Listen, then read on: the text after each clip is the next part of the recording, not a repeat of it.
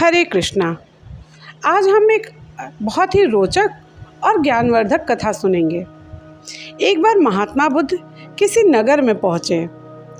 वहाँ जाकर वो गांव के बरगद के पेड़ के नीचे, महात्मा बुद्ध कभी गांव के अंदर नहीं जाते थे। वो बरगद के पेड़ के नीचे या कोई पीपल का वृक्ष हो, आम का वृक्ष हो, उसी के नीचे विश्राम करते थे।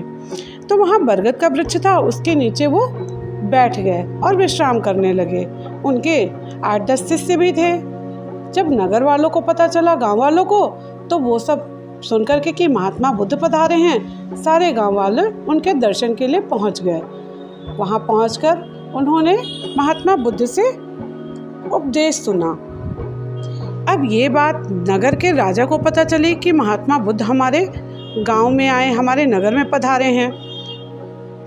तो राजा को भी उत्सुकता हुई उनसे मिलने की और कुछ ज्ञान प्राप्त करने की।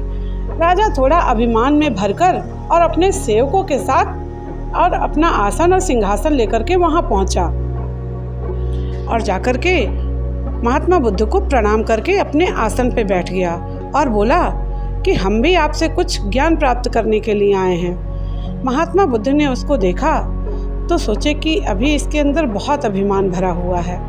उन्होंने कहा, आप कल आइएगा। राजा प्रणाम करके चला गया और महात्मा बुद्ध गांव वालों के साथ कुछ वार्तालाप में लग गए। अगले दिन राजा फिर अपनी सवारी लेकर के आया और आकर के महात्मा बुद्ध को प्रणाम करके बोला, आज ज्ञान दीजिए। महात्मा बुद्ध बोले, आप कल आइएगा। राजा फिर चला गया। ऐसे ही करते करते कई दिन बीत गए। राजा रोज आता था और महात्मा बुद्ध उसको टालते जाते थे। अब तो राजा को बड़ा क्रोध आने लगा कि रोज बुलाते हैं और मैं राजा होकर के मुझे ही ये ज्ञान नहीं दे रहे। मैं तो राजा हूँ और राजा का तो हर चीज पे पहला हक होता है। राजा ने सोचा, अगर आज इन्होंने नहीं ज्ञान दिया तो मैं बताऊंगा। अब राजा जैसे ही अपनी सवारी और सेवकों के साथ वहां पहुंचा तो महात्मा बुद्ध बोले कि आप अब कष्ट मत करिए यहाँ आने का, मैं आपके यहाँ आकर के आपको ज्ञान दूंगा। तो राजा ने सोचा कि ठीक है, मैं तो राजा हूँ और ऐसा ही होना चाहिए कि इनको हमारे यहाँ आकर के ही मुझे ज्ञान देना चाहिए। राजा बड़ा खुश हो गया कि महात्मा बुद्ध ने मुझे समझ लिया कि मैं राजा हूँ। तो महात्मा बुद्ध ने कहा कि एक बात और है कि जब मैं आपके घर आऊँ तो मैं चाहता हूँ कि गुरु का ज्ञान कुछ मीठा भोजन करके ही होना चाहिए। तो आप मेरे लिए और मेरे शिष्यों के लिए खीर बना दीजिएगा और खीर आप स्वयं बनाइएगा, किसी सेवक से मत बनवाइएगा। राजा ने कहा, ठीक है, जो आज्ञा, मैं यही करूँगा। ऐसा कहकर राजा चला गया। अब राजा सुबह स्नान करके और खूब सुंदर उसने बढ़िया खीर, सुगंधी वाली इलायची केसर डाल करके बहुत बढ़िया खीर बनाई और लगा रहा खीर बनाने में। बना करके सजा करके खूब सुंदर मेवा मिश्री डाल करके और पात्र में रख दिया और फूलों से पूरा घर सजाया, द्वार सजाया कि महात्मा बुद्ध आने वाले हैं और इंतज़ार करने लगा। इतने में ही उसने देखा महात्मा बुद्ध आ रहे हैं। वो बहुत खुश हुआ और जाकर के उनका स्वागत करके उनको ले आया और ला करके आसन पर बिठाया और बोला कि गुरुदेव, अब चलिए खीर खा लेते हैं।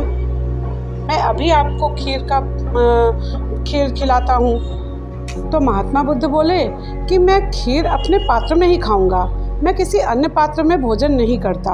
आप अपना खीर का वो ले आइए, भगोना ले आइए और मेरे पात्र में आप डाल दीजिए। महात्मा बुद्ध ने जैसे ही अपना पात्र सामने किया, उसमें तो कचरा भरा हुआ था, कूड़ा करकट सब कुछ भरा हुआ था और आगे करके बोले कि मुझे खीर इसी में दे दीजिए। राजा आश्चर्य में देखने लगा, बोला, ये क्या बोल रहे हैं? महात्मा बुद्ध ने कहा कि आप इसी में खीर डाल दीजिए। वो बोले कि इसमें तो कूड़ा है, लाइए मैं इसको साफ करके ले आता हूँ। महात्मा बुद्ध बोले, नहीं, मुझे इसी में खीर चाहिए, आप मुझे इसी में खीर दे दीजिए। राजा को बड़ा गुस्सा आया, इतनी मेहनत से मैंने खीर बनाई है, इसमें मेवा पड़ा है। वो खीर का पात्र देखने लगा, इतना काजू बादाम इलायची केसर सब पड़ा हुआ है और मैं इस कचरे में डाल दूं? मेरी सारी मेहनत बेकार हो जाएगी। उसने सोचा महात्मा बुद्ध का दिमाग काम नहीं कर रहा है, कचरे में खीर मांग रहे हैं। उसने फिर कहा, लाइए मैं आपका पात्र धो देता हूँ और फिर मैं खीर देता हूँ। महात्मा बुद्ध बार बार कहते, नहीं मुझे इसी में दे दो। अंत में राजा प्रणाम करके बोला, प्रभु आप क्या कहना चाहते हैं, मुझे कुछ समझ में नहीं आ रहा है। तो महात्मा बुद्ध बोले, आप मेरे पास इतने दिन से आ रहे थे और आपके अंदर इतना अभिमान भरा हुआ है, इतनी चीज़ें भरी हुई हैं, मैं उसमें ज्ञान देता भी तो कैसे देता, क्योंकि आप तो अंदर से अभिमान से भरे हुए थे। जिस प्रकार इस पात्र में कूड़ा भरा है, आप इसमें अच्छी चीज़ डाल देंगे तो वो व्यर्थ हो जाएगा। उसी तरीके से जब तक हमारा मन साफ नहीं होगा, हमारा अभिमान दूर नहीं होगा, मैं ज्ञान दे करके भी क्या करूँगा? मेरा ज्ञान भी उसी तरीके से व्यर्थ हो जाएगा। इसीलिए मैं आपको इतने दिन से ज्ञान नहीं दे रहा था। राजा ने चरण पकड़ लिए और क्षमा याचना करने लगा। राजा का अभिमान चूर चूर हो गया और उसे समझ में आया कि महात्मा बुद्ध उसे इतने दिन से क्यों टाल रहे थे।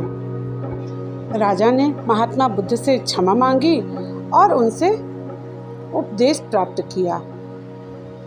महात्मा बुद्ध ने भी राजा को क्षमा करके और उनको बहुत अच्छे अच्छे उपदेश दिए। इसी तरीके से हमारा जीवन है। जब तक हमारे मन में दूसरों के प्रति द्वेष, ईर्ष्या और घृणा भरी रहेगी, तब तक हमारे मन में अच्छे विचार आकर के भी व्यर्थ हैं। हमें अपने मन को, हृदय को निर्मल और स्वच्छ रखना चाहिए, तभी हमारे जीवन का उद्धार हो सकता है। ऐसे ही आगे भी कथाओं के साथ और भी अनेक कथाओं के साथ मिलते रहेंगे। तब तक के लिए हरे कृष्णा।